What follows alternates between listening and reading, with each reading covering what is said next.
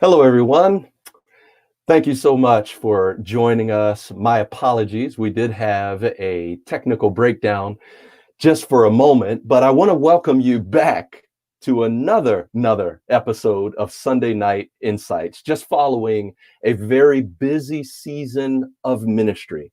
After restoring a demon-possessed man, after raising a dead girl, after healing a sick woman, and after healing or hearing that his cousin, John the Baptist, had just been killed, Mark chapter 6, verses 30 through 32 says that the apostles gathered around Jesus and reported to him all they had done and taught. Then, because so many people were coming and going that they didn't even have a chance to eat, Jesus said to them, "Come and go with me to a quiet place to get some rest for your souls." And so they went away by themselves in a boat to a quiet place.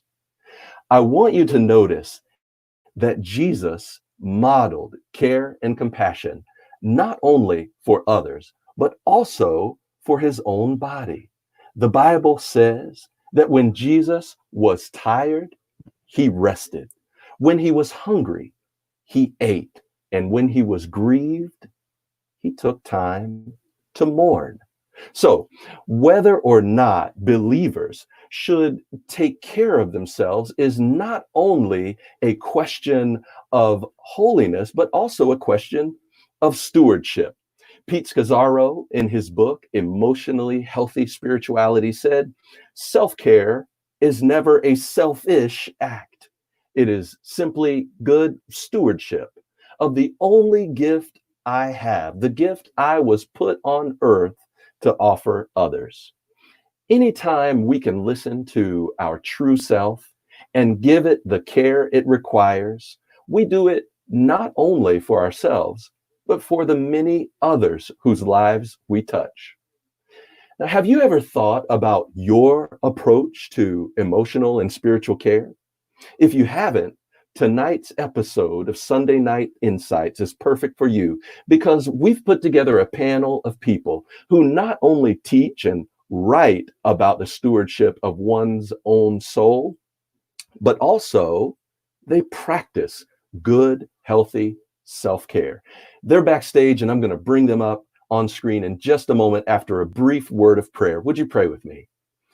Father, thank you again for this evening and for your goodness. We pray, oh Lord, that you would be with us as we share what we have learned this evening. I pray, oh Lord, for every panelist and for every person watching as we are live and those who may watch a recorded version later.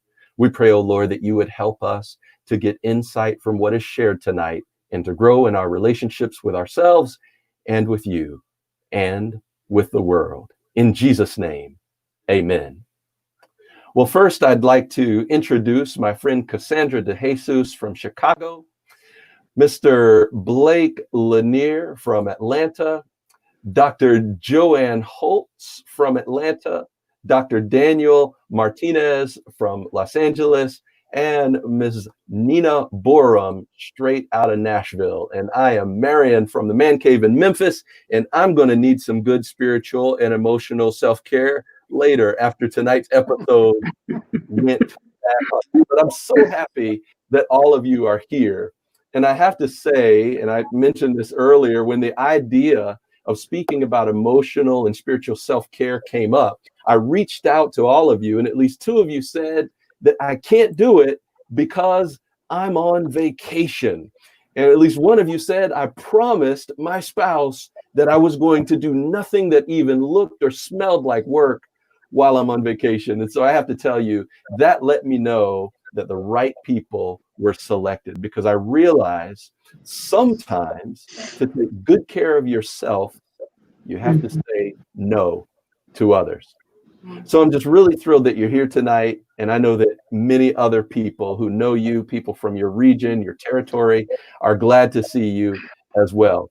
So we started this a couple moments ago, and I'm so sorry for being distracted trying to resolve the tech issue. But one of the things that we always try to do first is to define the terms. And so tonight we are speaking about emotional self-care, emotional and spiritual self-care. And so what I'd like to do is to ask if each of you can kind of give a definition of what you're talking about when you think of emotional and spiritual self-care. So Cassandra, if you would begin for us, please. Okay, for me, emotional self-care is giving yourself the opportunity to understand what you're feeling without guilt or judgment, and allow yourself to process through all of those emotions. And spiritual self-care is activities that you do that help to deepen your connection to God. Good. Okay. So understanding what you're feeling and allowing yourself to process those emotions. Blake, you had said something earlier also. Why don't you help us? What's your definition? I think about emotional care or self-care as making choices that allow you to have the energy to do the things that you have to do. And I also added a piece to that as it relates to self-care for those that are in the helping professions or those that are caregivers for friends or family or loved ones. Taking care of yourself in a way that makes sure the help you give to somebody else doesn't hurt you or the person you're helping. Wow, that's good. That's how I would key. define self-care. Yeah, thank you so much. Joanne, we're just going to go down there. Joanne, how do you define emotional and spiritual self-care? I would just build on those two excellent responses by saying that they are intentional and attentive practices that lead to healthy and holy mindsets and behaviors. So when we're thinking about spiritual self-care, it's my relationship with God that is increasing in measure and union with Him, and then it issues outward to other people. It's never just a sponge for myself, but it goes outward. Yeah. And emotional self-care is, I think, the ability to experience a whole range of emotions in an appropriate way, in a healthy way that just is part of my humanity. Yeah, that's good. Danny, how would you define this? Yeah, I'm loving these responses. I talk about self-care a lot with my clients, and I just love hearing folks having such insight into self-care. I think the one thing that I would add is that for me, emotional and spiritual self-care actually joined because of the different parts that compose us. When we work on one, we potentially set off a set of motions in a positive direction in the other areas of our lives. So when we take care of ourselves emotionally, we can have better spiritual self-care, we can have better physical self-care, we can have better cognitive self-care, and it kind of sets off these positive movements in the right direction. So just wanted to add that. For me, that's it's a good reminder that they're together.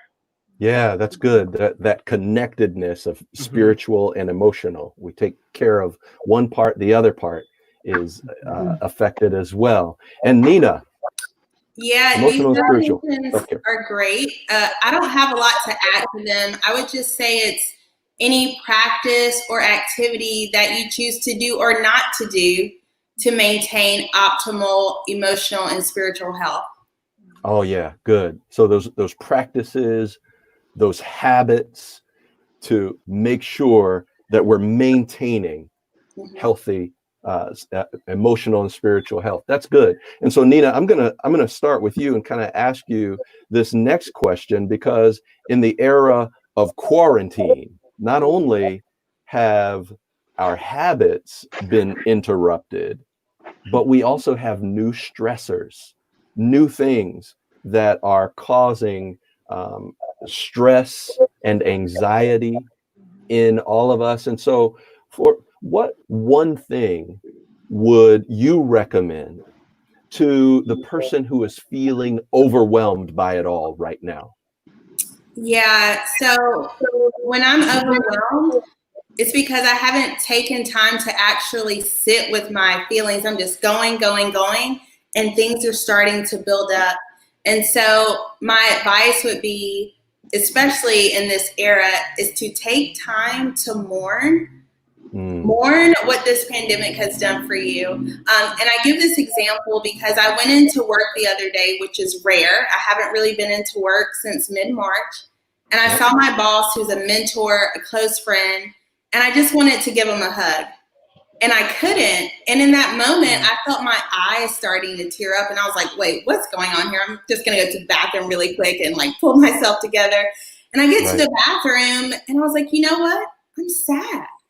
I haven't taken time to just be sad about what's going on. I've just been like, let's look at the bright side. Let's keep it moving. Let's go, go, go. And that's a good personality trait to have. But on the flip side, it doesn't allow you to experience emotion. So my advice would be just to take a moment and let the feelings come.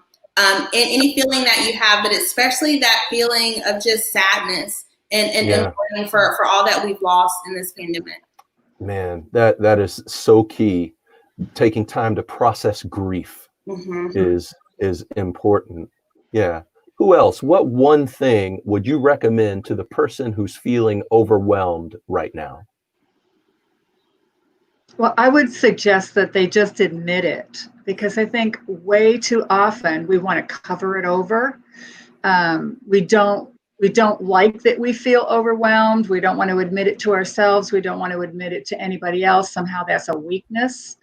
So just giving yourself permission to admit, I feel overwhelmed, is a healthy thing to do and a good starting place.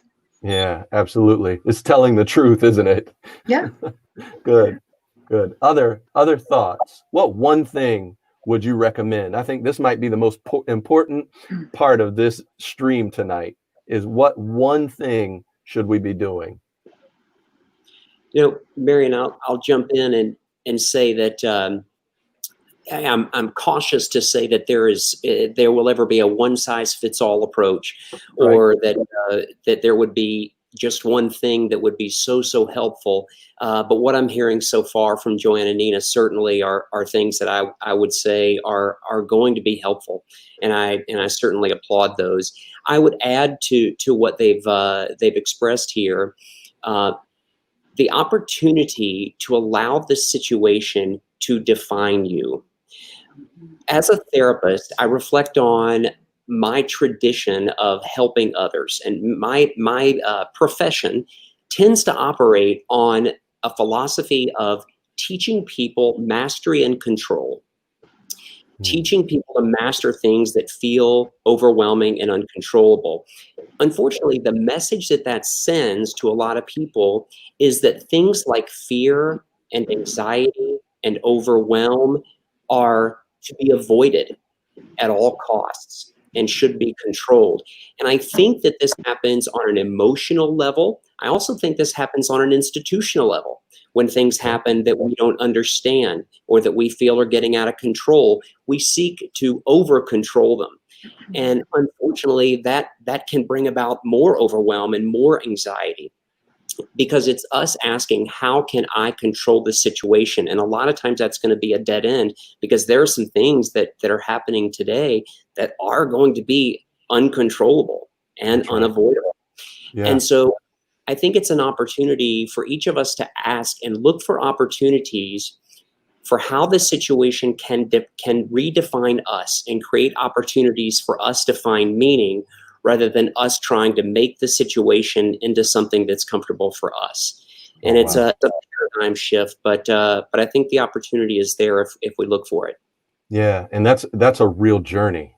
I mean, because it's not going to be right in front of your face very often, but it includes a journey of redefining and finding meaning, and that's some deep work. That's so good. Yeah. Other thoughts. What one thing would you recommend that people do if they're feeling overwhelmed right now? For me, it's making sure that you stay in touch with friends and family. I'm an introvert, so I love my alone time. Anytime I can kick my family out the house and just be by myself, I enjoy that. but I also feed off of each other's energy. So I can be in a group of people and be reserved, but I get recharged being with people. And so during this time of not being able to be with people, it overwhelms me. I make plans for things that happen, and I'm like a doomsday planner. I have a plan A through Z of anything that can happen. I have a backup plan for it. But when I start to feel myself getting overwhelmed, I withdraw from people. I just internalize everything, and I have my plans and my thoughts, and I don't reach out to others. So make it a priority to reach out to people. During this time, I have a Zoom call, and it's a regular scheduled Zoom call with two of my friends, and we keep in touch with each other. We may not talk about work. It may be goofy stuff, but it keeps me from going off the edge of thinking about feeling overwhelmed during this time. So for me, I think it's important just to connect with others. Yeah, man, that is so key, to be able to connect with others. And I would say, I would add, you mentioned that you have a Zoom call, and I know many of my friends who use House Party or FaceTime or Facebook Messenger to regularly keep contact with other people, to remind all of us, though we are lonely, we're not really alone or don't have to be. And so it's important to have that human connection. I would say for me, I'm a person, I love to have habits. I'll get into a groove. I know what time I'm going to wake up. I know exactly how many cups of coffee I'm going to have before I kiss my wife and head out the door. I know typically about what time I'm going to be home, and where I'm going to shop and what's going to be for dinner. And it seems to me that this social situation has interrupted all of my habits.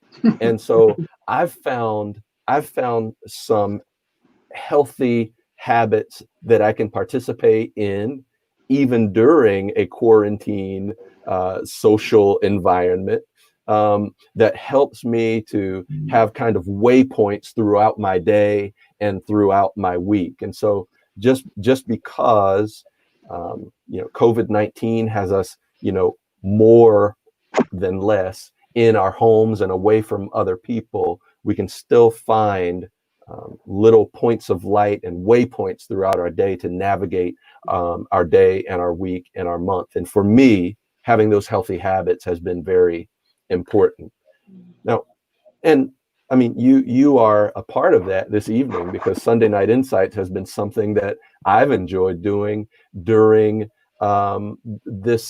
during quarantine, and I found that other people enjoy it as well. And so that's been a healthy part of my quarantine experience. It's redefined me, Blake. So when we talk about social media, because we all have engaged to some degree in social media, add protest and racial unrest together with the power of social media, and you can arrive at something quite healthy, like we just described, or something quite volatile. And so I think it's important, because there are a lot of people who are really struggling with social media right now, but can't come away from it. And so I'm interested in your thoughts on social media's impact on the mental and emotional well-being of people who use it, and give us some advice for maybe how to manage that.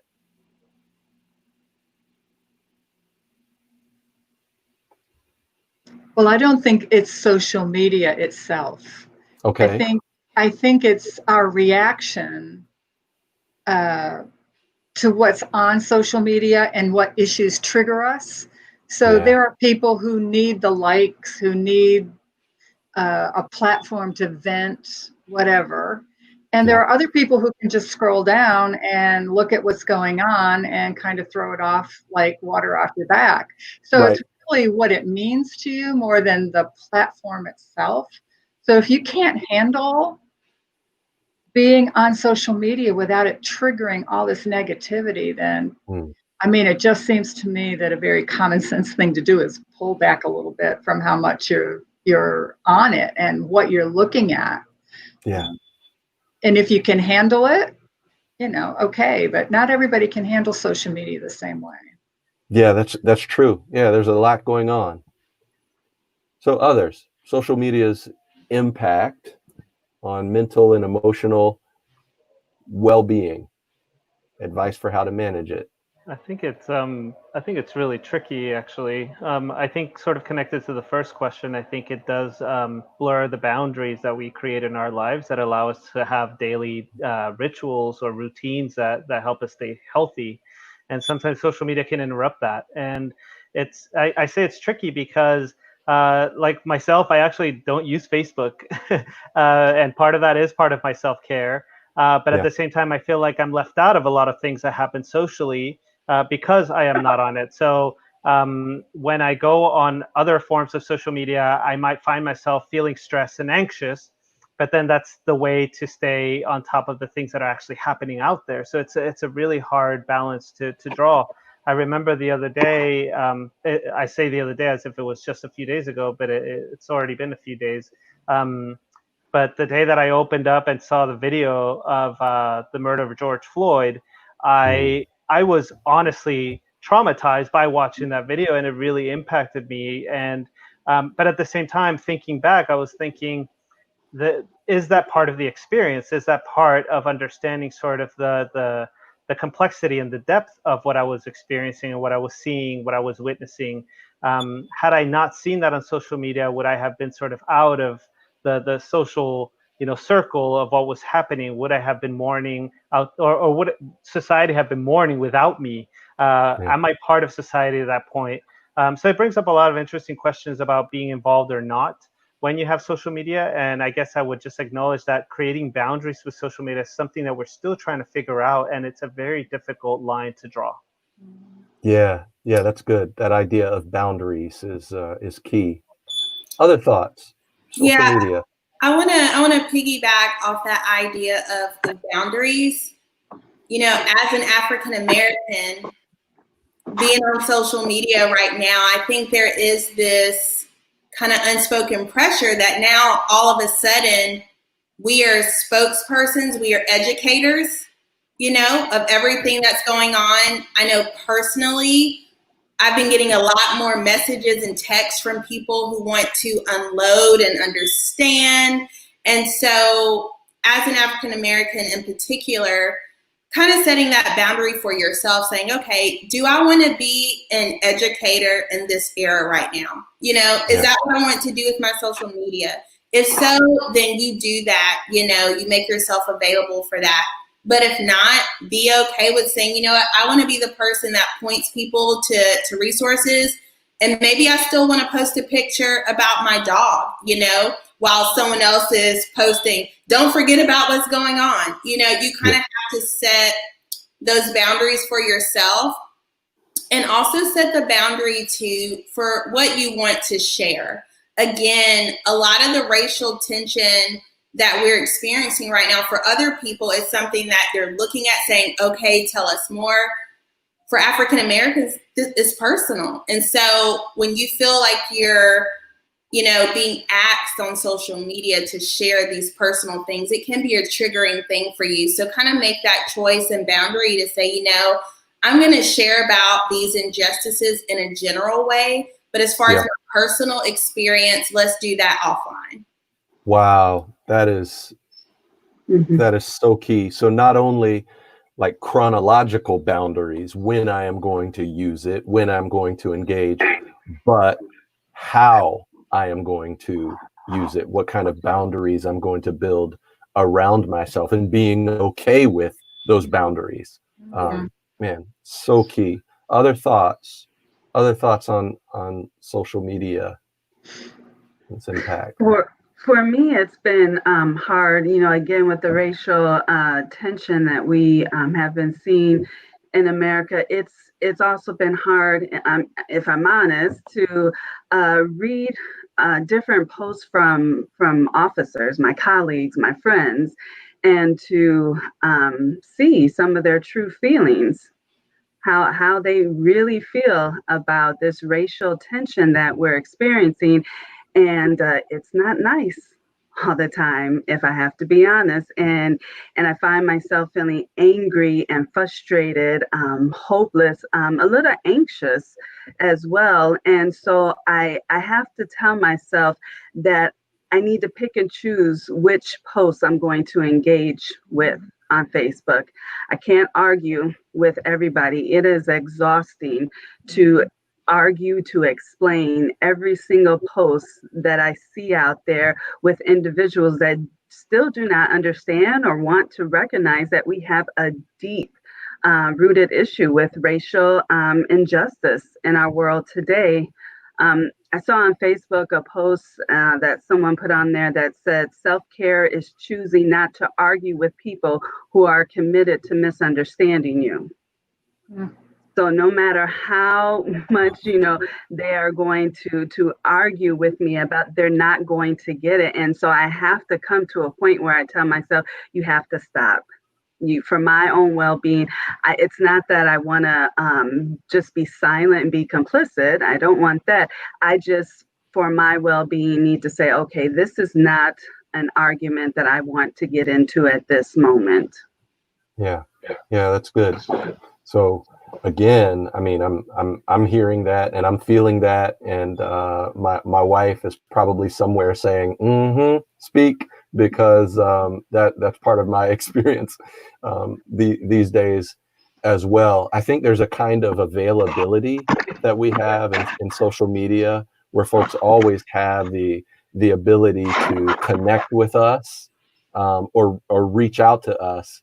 And one of the other functions of social media is those requests they can come through like in a private way or in a public way.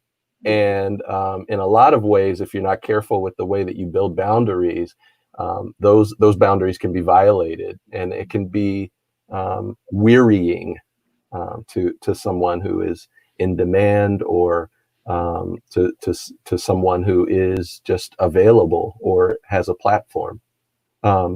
Blake, did I see you leaning forward? Did you want to add something there?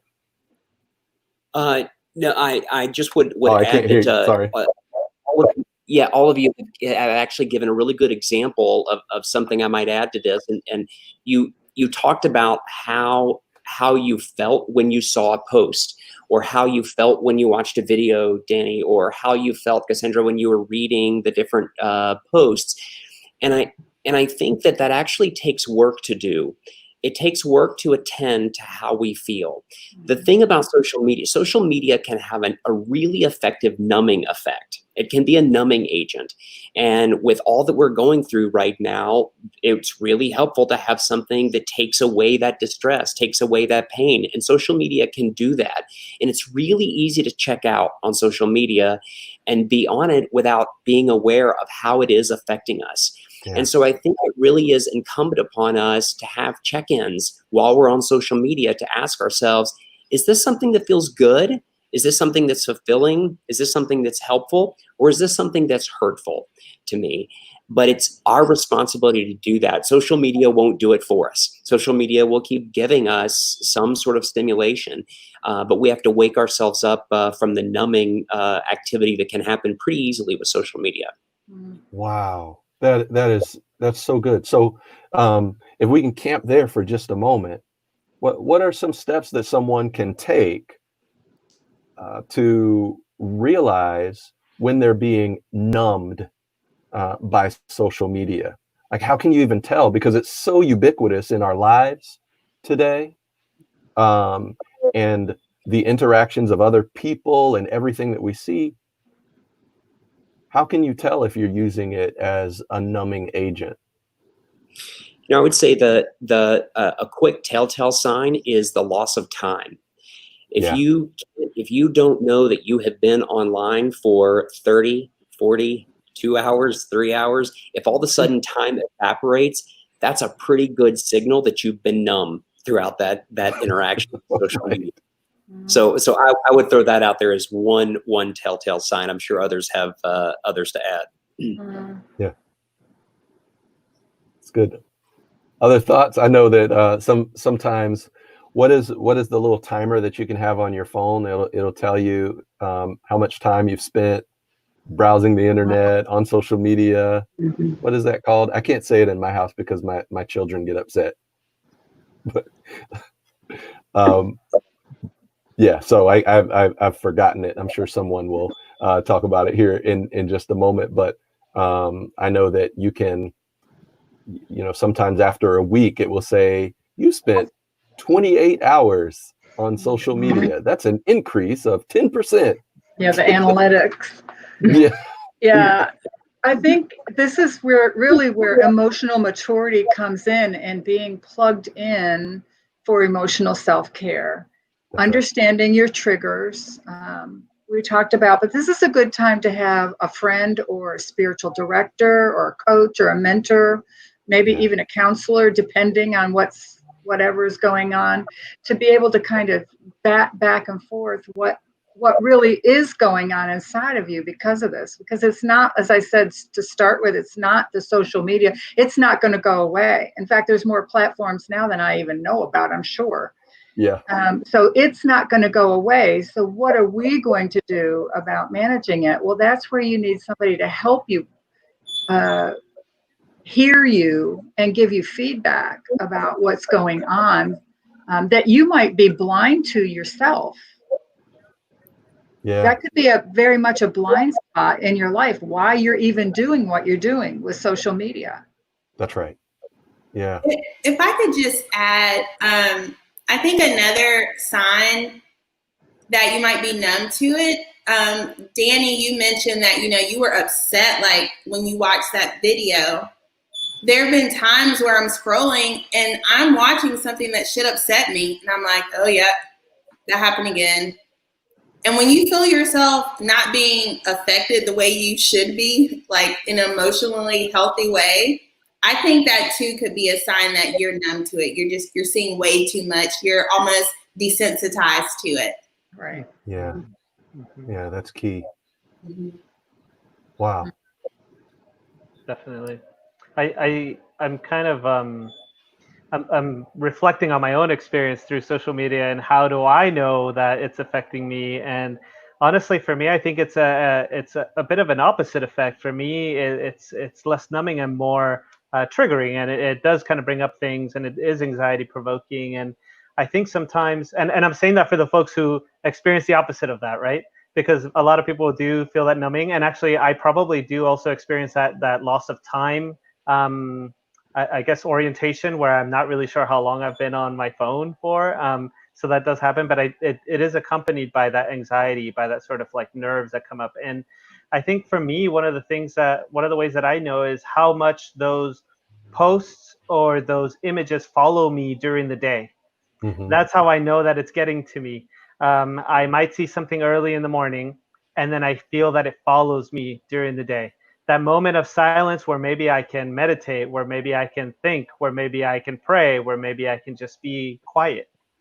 The post follows me into that space, and it really intrudes into my space. And I think that those are telltale signs for me that help me understand that maybe social media is taking over some of my personal space in an undue, I guess, impact. It's having undue impact on my life.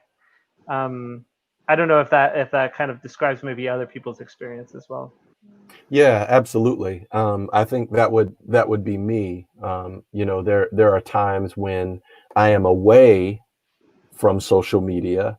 Maybe I'm driving or I'm running, and I'll find myself thinking about something that I saw on social media, and thinking, man, I can't believe this was said, or I got to get back to this person who asked me for a good book to read, or and so when I've created boundaries or margins in my life, And I feel like those boundaries are margins are being rubbed away because of social media. I think that it can become both a trigger and a numbing agent, you know, and so we have to be careful when it follows us into our personal space. It demands our attention, and I think it was one of you I spoke with a while back who was just kind of sharing some of the science behind social media, everything from the color of a notification alert to you know, the analytics of what shows up on your timeline when you log in is designed to keep you connected and to demand more of your time. And so I would say that it's important for us to think and to know that, at least. So just before we move out of discussions about social media, because obviously that's a large part of what's happening today, because for some of us, the only social time that we can get is digitally on social media. So coming away from that conversation, I've heard triggering, I've heard boundaries, I've heard numbing, all of these as kind of themes within that one question. I love to come back to that what one thing. You know, if you have an idea that maybe someone who is really impacted by the last 10, 15 minutes of this conversation and who says, you know what, I do need some boundaries. I do need some health. I do need some balance in the area of social media. What are some of the things they should do? It was, I think my wife reminded me, I was talking about screen time. So maybe having some accountability for screen time on a mobile device, or having someone who could be a kind of a review mirror or something like that. But what should someone do if they realize that their overwhelmedness is coming from or being triggered? They're being triggered by social media, or they're being numbed by social media. Give us some advice.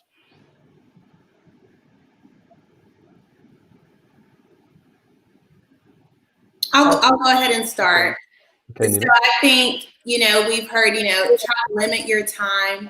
One thing that has helped me is not so much to think about the time that I'm on social media, but where social media finds itself in my priorities for that day. So I'm like, what is my priority today? And I've written this down before in a planner. I was like, before I do anything else today, God, like, we're spending time together, okay? And then it's going to be about my family. Have I said good morning to my kids? And I literally wrote this priority list. And towards the bottom of that was social media. So when I got to it, I had cared for myself so well that maybe some of those triggers wouldn't affect me as much because I took care of myself beforehand. So just putting it in the proper place in your priorities for the day. Oh, that's so key. Thank you, Nina. Other thoughts? I know for my husband, what he does is he just deactivates his account every now and then. He just, doesn't worry about it. And I come over and I say, did you see what so-and-so put, or this person is doing this? And he's like, no, I just don't have it on my phone. I don't engage in it. And it's not because he spends too much time. He's the one, that is my reminder when I've been spending too much time on it. And it's not that he's spending too much time. He just needs a break. He doesn't need it. It's not his, like you said, Nina, it's not his priority at that moment. So he just deactivates his account and he's fine with that. Yeah, that's great.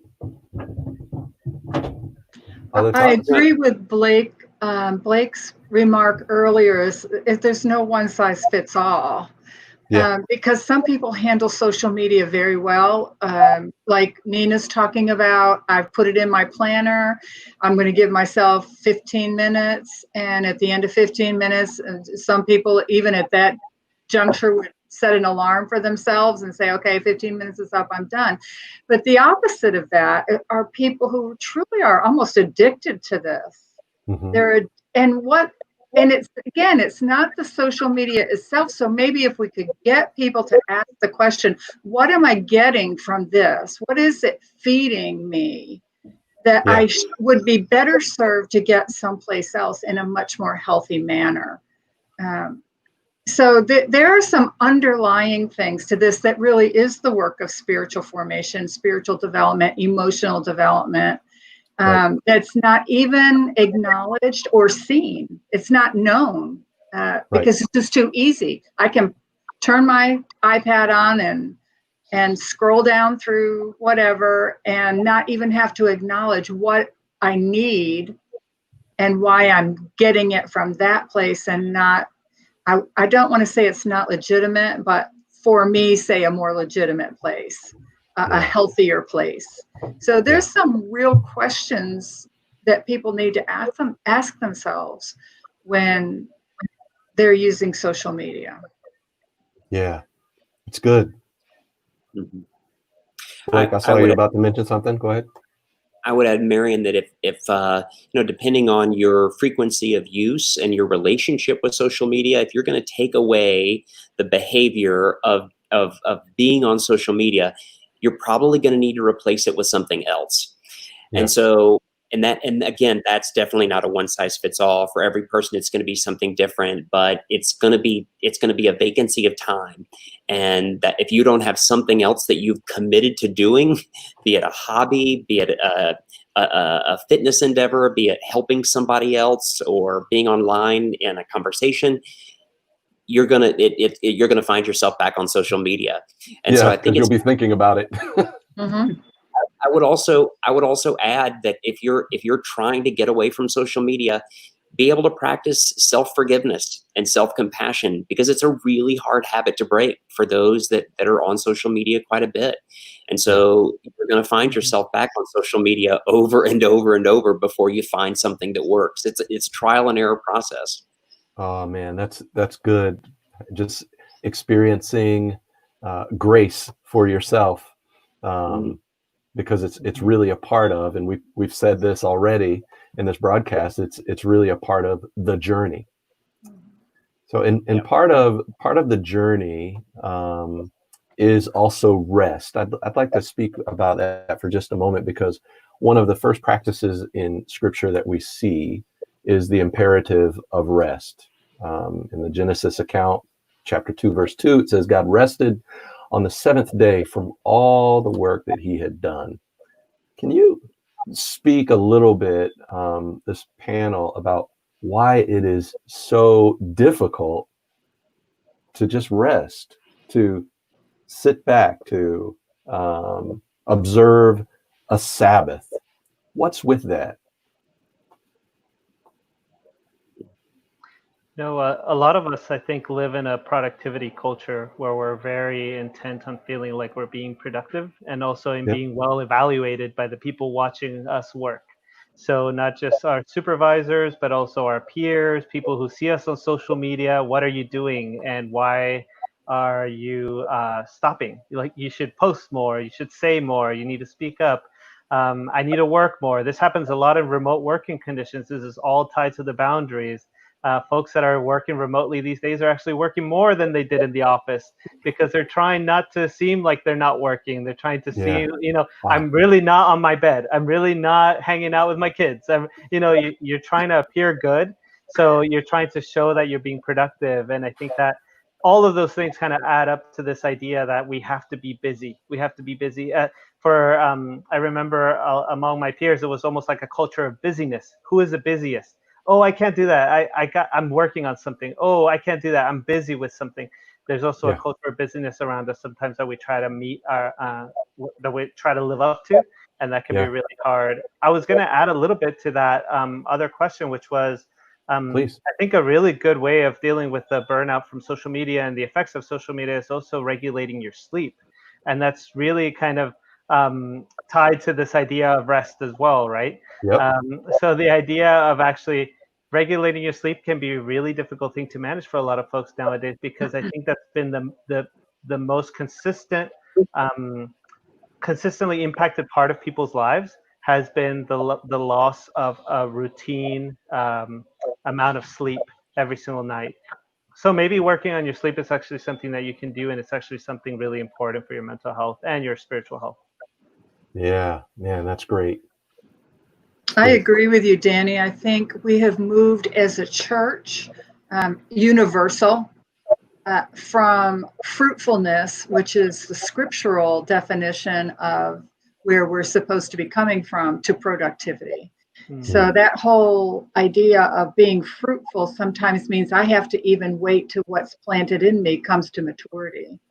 But I think another reason too is kind of tied to this new Netflix series that I was introduced to called Alone. I don't know if you've seen that or not, but people are thrown into these environmentally brutal places and they're by themselves. They're only allowed like 10 tools, and they, whoever can stay there the longest without tapping out ends up with like $500,000, I guess. But that's not the point. The point is this: one of the contestants was very, his poignant statement was, I wanted to get away, but then I was too alone with my thoughts. And I didn't know what to do with my thoughts. And I think a lot of people have a hard time with rest, because it's really not just the cessation of activity, but it's all the chatter going on inside of you as well. The lack of peace, the lack of coherence inside yourself is part of rest. And if I'm alone with my thoughts and I can't handle what I'm thinking, I've got to go find something to do to break that cycle of what I'm thinking about. So I think there's a lot of that going on in today's world as well. We just don't know what to do with what's going on inside. We can't live with that. We don't want to live with that. We don't want to think about it. So let me go do something that's going to take me away from that. Wow. It's key. Thank you, Joanne. That's very good. I think also it might be a pride issue. We rely on ourselves more than we do on God. If I don't work 7 days a week, the Salvation Army is going to fall apart without me. God knows that there will always be work for us to do, but He also knows that we will burn out if we don't truly rest. And it may be hard for some of us to put our trust in God, that if we do take that time to rest, He'll make sure that the work gets done. Yeah. It's just, something to think about. Pride having an issue to do with us not truly being able to rest in Him. Yeah. Yeah, I would definitely agree with that. I feel like being busy and working hard is not only rewarded in the corporate world, but also in the church, right? Oh, so-and-so's the first one here, the last one to leave, and we, promote people who don't rest, okay? But then at the same time, we try to teach people you need to rest. But on another side of that, if I can be really personal for me, sometimes I don't rest because I really don't always trust.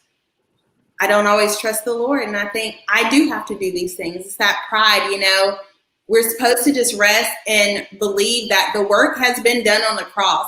But we work because maybe deep down, really deep down, we feel like, do we still kind of have to earn God's love like a little bit? And of course, no one on this panel understands that, and no one watching has ever thought those thoughts. But I think deep down it comes to like, do I really trust what the Lord did on the cross for me? Can I really just rest? Or do I have to do, to prove or to show? So I think for some people who are ready to look at that dark part of themselves, they may be able to relate to that. Yeah, definitely.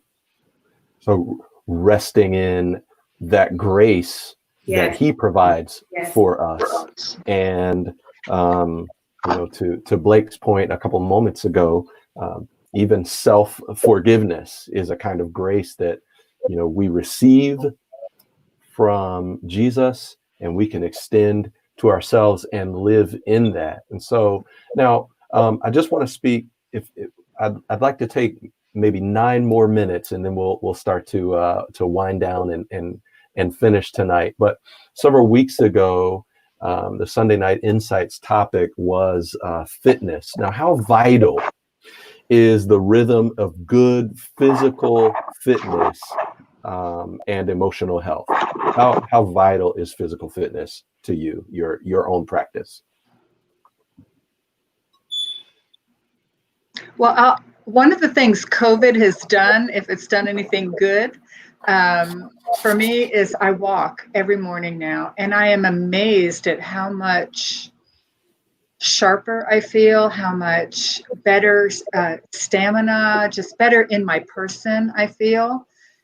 We were on vacation, and I walked around Lake Junaluska every morning, 2.3 miles. I have more. I can do longer now. You see what I'm saying? So that kind of, number one, that gives you a boost in feeling good about what you're able to do, but what it's done inside of me. Yeah. And I know that there's science behind that. The endorphins are released, and That's right. Physiologically things are happening. I think it's critical. To answer your question, I think physical exercise is critical to emotional and spiritual health. Yeah. Good. Thank you. I would also add, yes, you're asking about our personal rhythms and disciplines. Yes, it's vital to me. And I'm in a place to understand how vital it is, because I'm nursing a bit of an injury right now. So I can't go do the thing that is really, really important to me in terms of my physical fitness.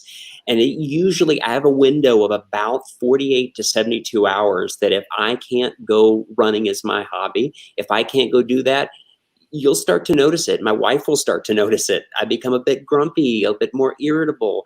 And so to not be able to do that, I recognize, oh gosh, that's become really important to me. So it's absolutely a vital part of my self-care plan for sure.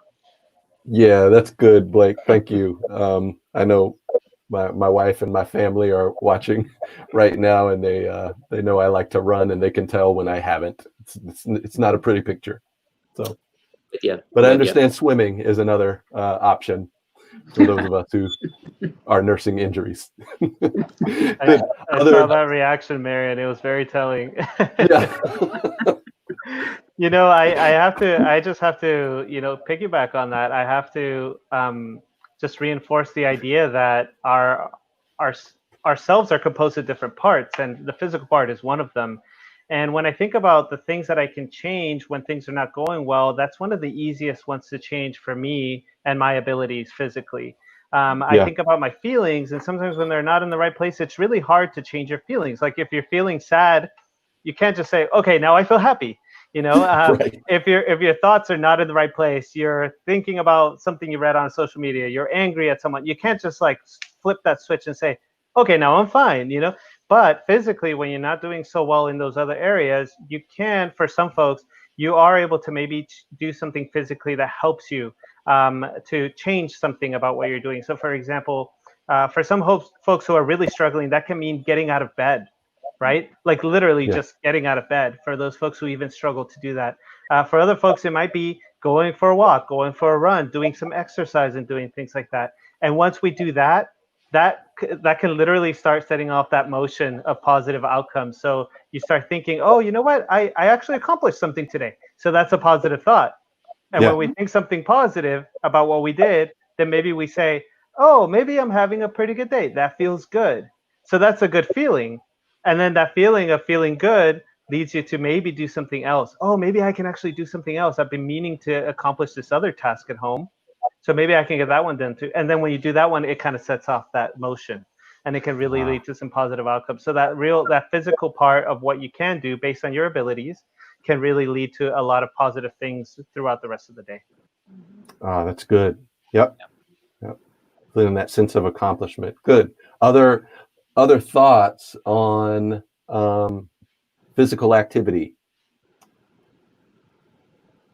Yeah, I find that when I am spending quality time with the Lord, He reminds me that my body is a temple, it is a gift. And, when you remember that you are on assignment from the Lord and this is your vessel for the assignment, you get fired up to move around. Whether that just be taking a walk or whatever it is. I think sometimes, at least I have encountered some believers who felt, let's not focus so much on the physical things, it's the spiritual things that matter. And I totally get that. But again, this is the body that we have while on earth, while on assignment. And, we've got to take care of it, and so we have to find a way to move. We have to find a way to exercise because this is what we have. It's all we have. And so that is what inspires me more than, I really need to fit in these jeans or, my double chin is coming back, whatever it is. What inspires me most is that I'm on assignment from the Lord and this is the body that I've been given from this earth. And I need to take care of it so that it lasts, so that I can complete the assignment that He has for me. Yeah, that's good. Thank you for bringing us to that, Nina. I do know that, part of my healthy habits during the day is sometimes the opposite of physical activity. It's just being still in His presence, listening to some calming music, mumbling prayers that, the Spirit has to make intercession for me because they're not as sequenced as I would, want somebody to hear unless they were the Lord. But, having that high point in your morning also can be a part of that priority that we enjoy as believers, that connection that we have. And so I know for me, I need intense physical activity, and I also need the lack of it for moments of my day. And so, I would like to close with two questions. The first one is, at what point should a person seek help from a professional for what they're feeling? When do I know? Because it's not always popular to say, man, I need to call a counselor. I need to call a therapist. I need to talk to someone. At what point? And I know at least two of you, this is your job. So help some of our folks understand, at what point should they call someone? I think I say something about this every day, actually. It comes up for me every day in my work. And the main thing that I tell folks is that you should seek help when you're ready to seek it. That's one of the most important things. When other folks want you to get it, it can be quick, it can push you in the right direction, but it probably won't be long lasting. But when you have this desire, that intrinsic motivation that we call that inner motivation to go out there and seek help, capturing that is so important. Capturing that moment can be so powerful because it can be life-changing. So seeking help when you're ready for it is important, because even if the start is a bit slow, that will have a much higher chance of being long-lasting than if you do it just because you feel pressured to do it because other people are noticing that in you. I always encourage people to do that. And I actually even encourage folks to maybe take a step back and come back when they're ready. Because being involved in something like therapy or mentorship or counseling of some sort, if you're having a negative experience, it can actually push you away from it when you really do need it. And so I would rather have someone take a step back and come back when they're really ready and motivated to engage than to have someone feel forced to do so. Oh, so good. Thank you, Danny. I would add to that there's kind of a quick and easy way to remember this with 4 Ds that I share with people. But if it's deviant, meaning you feel you're doing something that you don't feel okay telling anybody about or you're ashamed of, that might be a good time to seek help. The second D is distressing. If it's really bothersome to you and is weighing on you and impacting your quality of life, if it's distressing, that can be a good reason to seek therapy or work with a helper. The third is debilitating. If something is getting in your way of your ability to laugh, love, live, or learn, if that's debilitating, it's a good time to consult with somebody. And then finally, duration. Now, with different symptoms, there's kind of a different duration period that we're looking for. But for most things, if something sticks with you and your usual way of coping isn't working for 2 weeks, it's a good time to check in with somebody, either somebody you trust or with a professional. That's a good rule of thumb. But those four things, deviant, distressing, debilitating, and duration, those are usually the four things that I encourage people to think about if something's bothering them and they're thinking about seeking help. But man, Danny, I champion what you're saying. You gotta be ready for that because it's just and resources. Yeah, that was great. Thank you so much, gentlemen.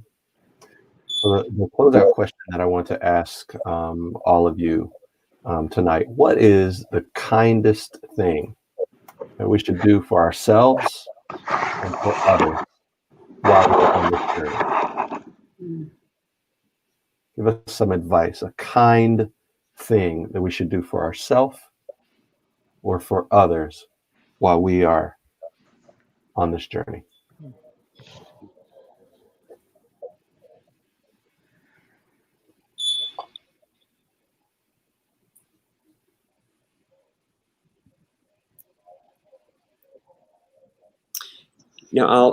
I'll say that there's a kind of a mindset in discussions that we'll have with people that can be really helpful.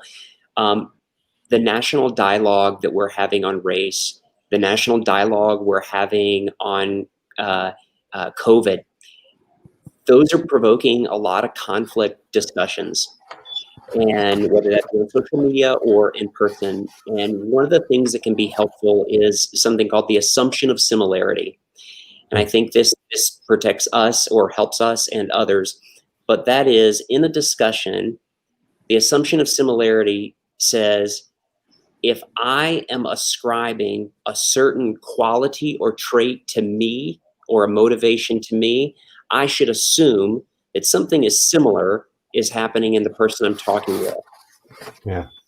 The other part of that is, if I ascribe a negative trait to somebody else or a negative motivation, I should assume that I also have the ability to be negative in that way as well. Wow. And I think the assumption of similarity can be there for us and others in a lot of the conversations that we're having, whatever we're having them around. Wow, that's good. Thank you. There's a lot of grace in that statement, I think. Yeah. Joanne? Grace probably is the word. I did quite a bit of work on this idea of hospitality several years ago, and it's not just reaching out to other people, making them feel good, giving them what they need, but it's taking all those kind of disparate, fragmented pieces inside of ourselves and holding them carefully, lovingly, and up to Jesus. So whatever is going on inside of me, I tend to be my own worst critic. You really probably can't say much to me I haven't already said to myself 100 times over, and probably harsher. Yeah. And that's not terribly hospitable. So I think the kindest thing, if you're asking what you can do for yourself, is to be hospitable to yourself. Yeah. It's good. I think a thing that you can offer to someone is just to allow them a safe space to talk. Just reassure them that it won't go outside of that conversation.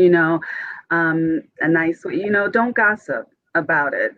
Keep that information private. It's sacred. If someone has gotten up the nerve to share this with you, you need to keep that in between yourselves. Unless there's some issue, illegal and moral, keep that issue that the person has shared with you between yourselves. And nice thing that we can do for ourselves, I think, is just realize that it's okay if you need outside help. It's okay. Yeah. You haven't failed. Yeah. I think, and speaking as an officer in my context, I think sometimes the moment you tell your leadership that you need help, professional help, that mark stays with you for the rest of your officership. And that's not true. That moment does not define you for the rest of your life. We go to the doctor when we have physical ailments, and we get those fixed and repaired so that we can keep on going and what we need to do. So when we have emotional, mental ailments, why don't we see someone about that? I think sometimes there's a lot of shame that's attached to seeing a therapist or talking with a counselor, and shame is of the devil. We don't be afraid to say that, I need help. Something is not right in my life at this moment, and I truly need someone to help me. I know when things are above my pay grade, when people share stuff with me, and I will tell them, I will pray for you, I love you, I will help you, but this is above my pay grade, and I would suggest you speak to someone that can truly help get to the root of the issue that you're dealing with. Yeah. Man, that's good. Thank you. So good. Yeah, the only thing that I would add is to listen to people. And when I say to listen, I mean when people are sharing with you that you don't have an immediate response. I mean, you shouldn't have an immediate response because you were listening. And I think in the church, a lot of times when people do start to share, we immediately respond with the scripture. Which technically, is always a good thing. But we want to make sure that we are actually listening to people and not always just trying to solve their problem. A lot of people just need someone to process with. So being a listening ear for people, not trying to solve their problem, not minimizing their problem, saying, oh, just, God will fix that and move on. But also listen to yourself, the emotions that you're having, and not to judge them, but just observe them. Just observe the emotions that you're having and make adjustments. Yep. It's good. I think Joanne mentioned that at the top of the broadcast. Just understand what you're feeling. Good. Danny, you were about to say something. I was just going to say, Nina, great. That's great stuff. I'm liking the sort of mindfulness approach to it, the non-judgmental approach, and sort of observing things as they come. I really appreciate that. I would say very briefly that I think a lot of the people listening, probably everyone on this panel, I'm sure, we're just really great at giving of ourselves to others and of showing a lot of really kind gestures to others. So we're respectful of others. We are honest with others. We are compassionate towards others. We give a lot to others, but then when it's time to give those things to ourselves, we hesitate. We feel guilty. We feel selfish. We feel like maybe we're not worth it. And I think that allowing yourself to feel that compassion towards yourself, to feel, am I respecting myself right now by doing what I'm doing? Am I being honest with myself in what I'm saying or in how I'm feeling about something? I think that turning those things on ourselves can actually be really powerful. The same things that we often give others. So freely are we willing to give that to ourselves just for a minute. Yeah, it's good. That reminds me of Jesus' reminder to love your neighbor as yourself. And so when we are good at loving ourselves, then we possess the grace and the ability to love others truly. Friends, thank you so much for this time that we've been able to spend together, and for you being gracious with our tech breakdown early on, but it looks like this was meaningful to those who have joined us. I want to end with the 10 insights that I've taken away. And for every time I'm on this Sunday Night Insights, I'm always finding, making notes that I can share. It looks like Nina has dropped off there, but I want to say that here are the 10 things that I hear that I've heard tonight that I think I'm going to, that's going to stick with me. Number 1, stay in touch with your friends. Number 2, grieve when you have to. Number 3, understand what you're feeling. Number 4, get regular sleep. Number 5, set priorities and intentional practices, and at the same time, set boundaries, both chronologically and interactionally. Number 6, practice grace. Forgive yourself. Number 7, find meaning in what you're going through. Number 8, move your body.